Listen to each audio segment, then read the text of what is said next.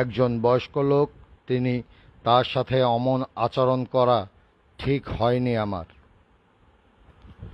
সেজন্য আমি দেশবাসীর কাছে ক্ষমা চাই। উনি ভুয়া মুক্তিযোদ্ধা, এমনকি আওয়ামী লীগের প্রভাব খাটিয়ে টাকার বিনিময়ে মুক্তিযোদ্ধার কমান্ডার হয়েছেন এবং নিজেও টাকার বিনিময়ে যাকে তাকে মুক্তিযোদ্ধা বানিয়েছেন। ওনার অত্যাচারে বরগুনার সকল শ্রেণী পেশার মানুষ অতিষ্ঠ এবং সঠিক মুক্তিযোদ্ধারা লাঞ্ছিত, বঞ্চিত। উনি ডাকাত সর্দার, উনি ভূমি খেকো, উনি নারী কেলেঙ্কারি সহ নানা অভিযোগে পত্রপত্রিকা লেখালেখি, ভিডিও ফুটেজ রয়েছে, যা আমি পরবর্তীতে আপনাদের সামনে তুলে ধরব এবং আইনের আশ্রয় নেব।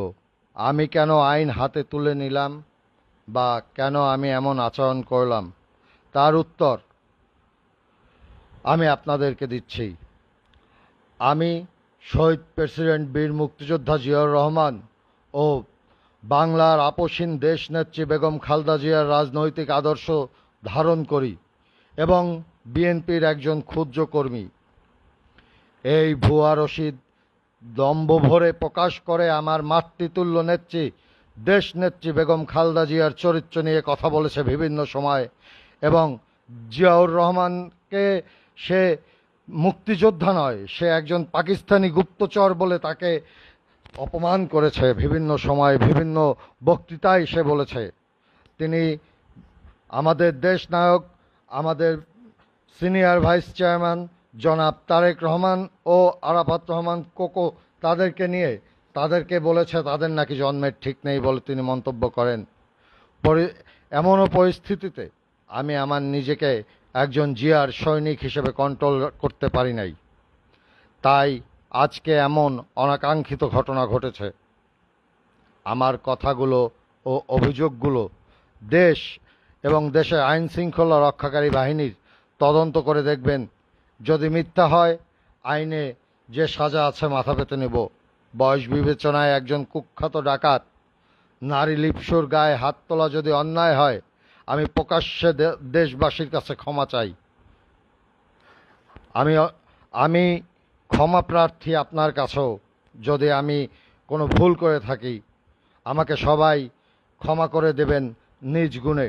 আমি আপনাদেরই সন্তান, আমি শহীদ জিয়ার আদর্শের সৈনিক, আমি বেগম খালেদা জিয়ার আদর্শের সৈনিক। আমি অন্যায়ের কাছে কখনো মাথা নত করিনি।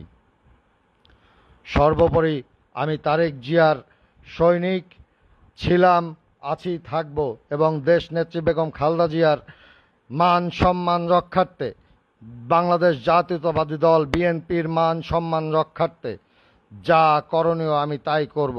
এবং সেই ক্ষেত্রে যদি তাদের অপমানে যদি আমাকে গলা ফুলিয়ে কিছু বলতে হয়, সবার সামনে যদি আমাকে জোরে কথা বলতে হয়, আমি কখনো পিছপা হব না।